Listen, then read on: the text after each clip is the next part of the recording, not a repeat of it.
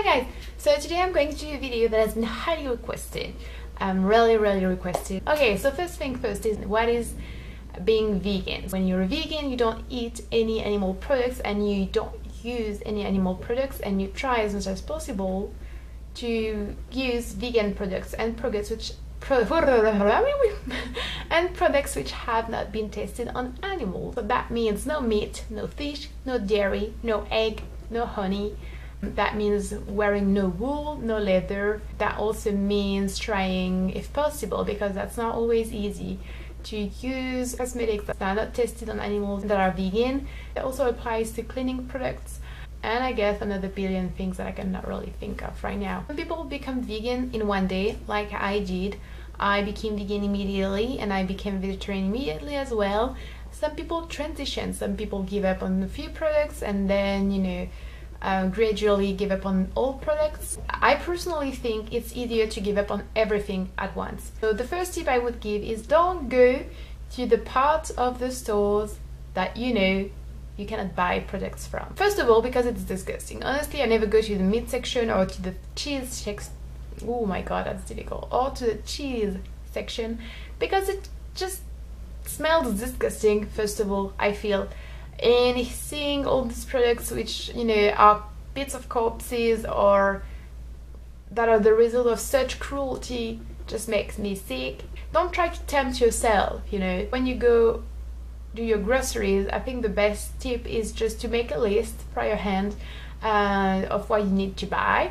So that would consist of lots of veggies, lots of fruits, beautiful colorful fruits and vegetables, some vegan chocolates, which like dark chocolate is vegan, some plant-based milk, some almond milk, some oat milk, soy milk, some tofu, some meat substitutes if you have the possibility to do that, some cereal, some rice, some quinoa, some pasta, some bread. The more beautiful and healthy foods you surround yourself with, the less you will be tempted to go through the bad foods. Second tip is make sure you eat enough. Because I think most people, when they think of veganism, think of a lifestyle or diet of restriction, which is not the case. People think they will give up on cupcakes and on crepes and cheesecakes and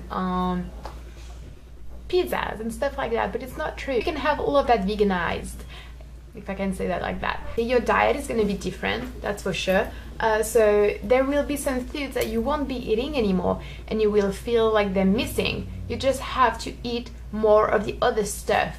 Third tip is go on the internet, because the internet is amazing and there are so many resources, so many recipes, so many tips and tricks on how to make this recipe vegan, how to adapt this, and like what substitutes you can get. There are so many options that I'm pretty sure you're not aware of. You just have to go and search for it on the internet. Trying new recipes, that's another tip. Try new recipes because it's, first of all, really interesting, secondly it's fun, and then it makes you excited and looking forward to other meals, and it opens the door for you to a completely different cuisine. I didn't really like cookies that much when I wasn't a vegan, but now that I'm a vegan and that I've tested some other kinds of recipes, the vegan ones, I love cookies. Next tip is make sure to plan ahead. For example, if you're going to go out with your friends, make sure you're not going to find yourself in a restaurant where there will be no option for you. Save yourself the discomfort and just plan ahead and make sure that your friends and you go to a place where you will be able to eat something.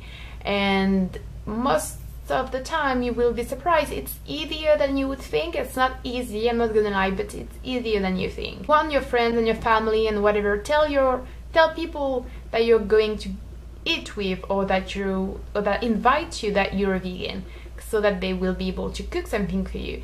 And if you feel like it's a bit rude, or if you feel uncomfortable having them change their habits, cook something as well, or make the dessert, or buy something along the way and come with it. Anyway, it's always nice to participate in some way. Another tip is not really a tip, but I guess there are some foods that I would really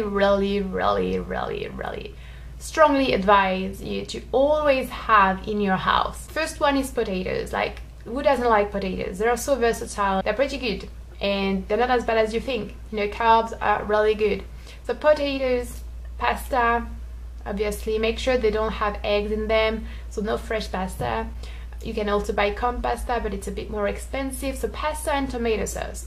Tomato sauce or any kind of sauce really that is vegan, because you know you want to throw something real quick in the kitchen, and you want to, if someone comes over and you don't have time to cook something, you know, just if you have a sauce that's ready and sauce you really like, no matter how simple the dish is going to be, the sauce is going to be really flavorful. So a bunch of sauces would be really useful in my opinion.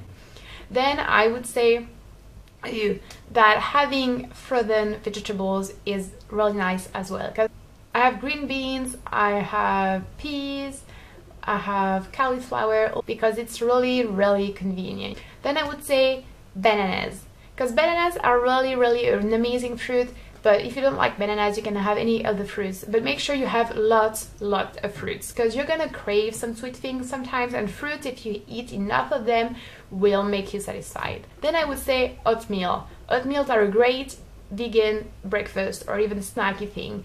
You can have maple syrup with it, you can have just sugar, you can have chocolate, you can have apple, you can have cinnamon, you can have vanilla, you know, you can make it all sort of different ways. And yeah, it's pretty good. Tofu. So there are people who don't really like tofu, don't really like soy.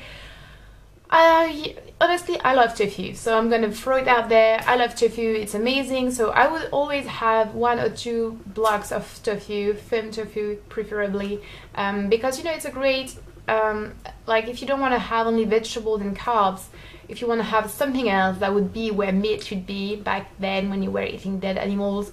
Tofu is a great way. Also, like meat substitutes, make sure they're vegan. They're not all vegans. Vegan chicken, vegan bacon, vegan chorizo, vegan sausages, whatever. Another thing is spices. Like you could cook without spices if that's what you like, obviously, but personally I love spices. Like if you were to see my spice corner, it's full. And spices are one of my favorite things to buy, because basically with 1 ingredient or 2 ingredients but so many different spices, you can create a multitude of dishes. Another tip is really don't forget the reason why you're vegan. Don't forget it.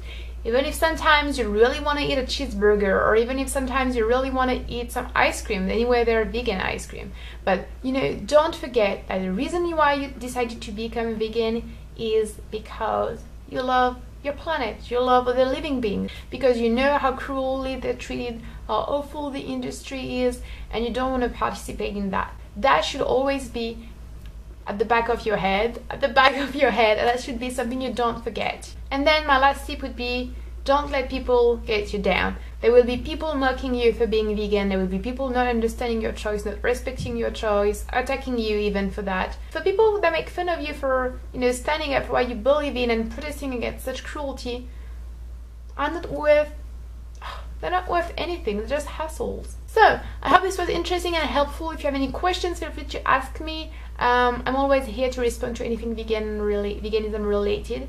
And if you have any tips to share with others, the comments are here for that. So I will see you later, guys. Bye bye.